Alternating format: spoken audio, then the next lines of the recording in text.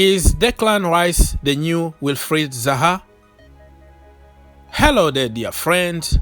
Welcome to the channel and thank you for watching. In this video, we are going to talk about Chelsea giving up on Declan Rice because it's too complicated, it's too expensive. So the question today is this going to be another case of Wilfried Zaha?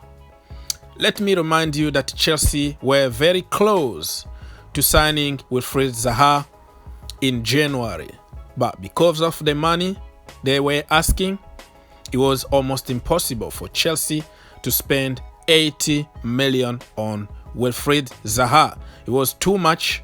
Chelsea tried everything. Zaha tried everything. He even got a new agent to force the move. It didn't happen because he was under a contract. Nothing you can do about it unless that team are good people and they want to just give you an opportunity to move to their club. But if they say no, it's no. And Zaha is paying the price of a very bad contract at Palace.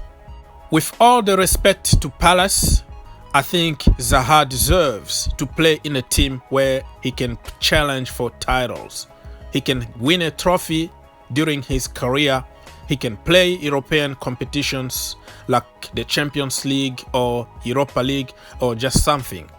He's very good, and Palace, they are just good to be in the Premier League. They are not challenging for anything, and you have to respect that because not every team is going to win titles unless you do the Leicester.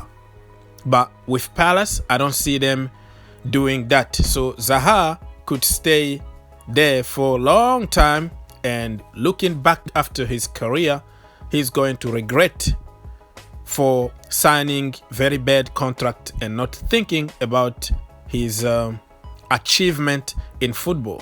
Nobody is going to remember how many dribbles you made during your career. They are going to remember how many trophies you won, how many European competitions you were part of, and all that. So Zaha, I don't know, but good luck to him. And I'm so happy that we didn't sign him. Back then, I wanted Chelsea to sign him because he was a better option back there. After losing Eden Hazard, we needed somebody who knows the Premier League and who could push us finish top 4. We were lucky and we finished top 4 and went back to the Champions League, and everything pretty much worked for us. And if we signed Zaha back then, we were not going to sign Kai Havertz or Timo Werner. You know, so today, because Zaha didn't sign for Chelsea, we have Werner and we have Kai Havertz. So all good for me. I'm happy for myself. I'm happy for my team, man. Now, Declan Rice's case is becoming exactly like Zaha's case, if that makes sense. Zaha wanted to come to Chelsea. Chelsea wanted Zaha. Palace didn't want to sell cheap. The same is happening with Rice. Rice wants to move back home to Chelsea Football Club. Chelsea Football Club want him, but he won't go for cheap. They want 80 million or nothing. No negotiation, no nothing. And they are offering even more money for new contract. Rice is on like 60k a week, something ridiculous like that. And they are going to double it to 120 plus bonuses. So all good for his personal life. But when it comes to the history, when it comes to titles, when it comes to Champions League, he has no chance with Palace to make it to European competitions. But who knows? Never say never in life. They could do the Leicester, like I said, for Zaha. So now it's complicated because Chelsea looks like they are giving up. They are pursuing other target.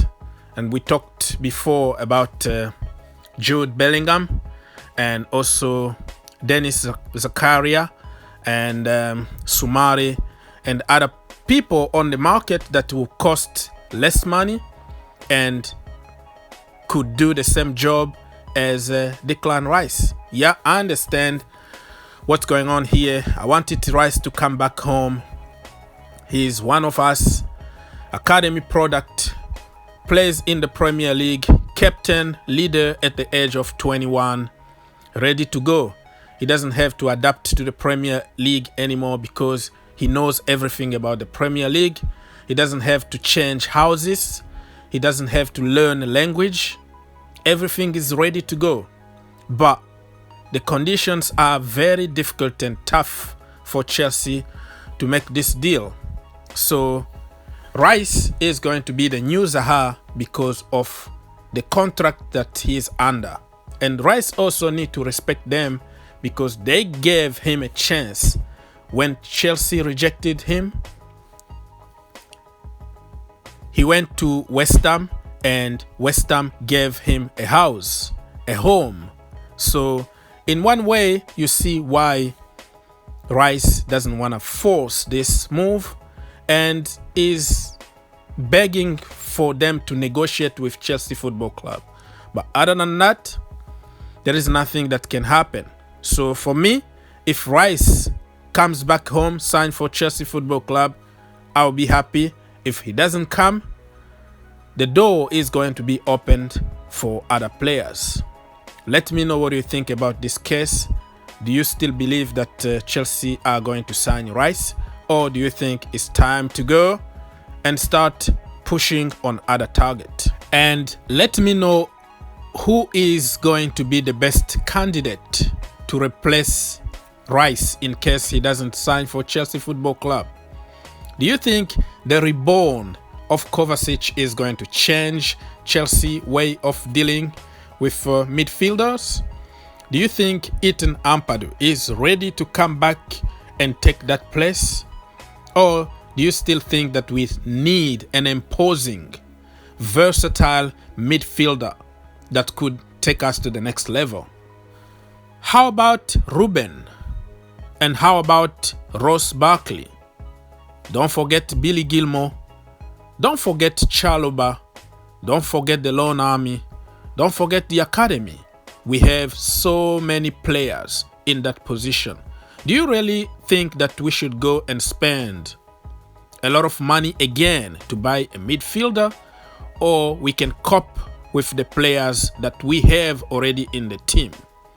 It's a tough one, to be honest with you, and depending on what Frank Lampard is trying to do. Leave your comment and let's have a clean discussion. Nobody is wrong, nobody is right. Remember, the end of the day, you and me, we don't make decisions. We're just giving our opinions. God bless and see you in the next one.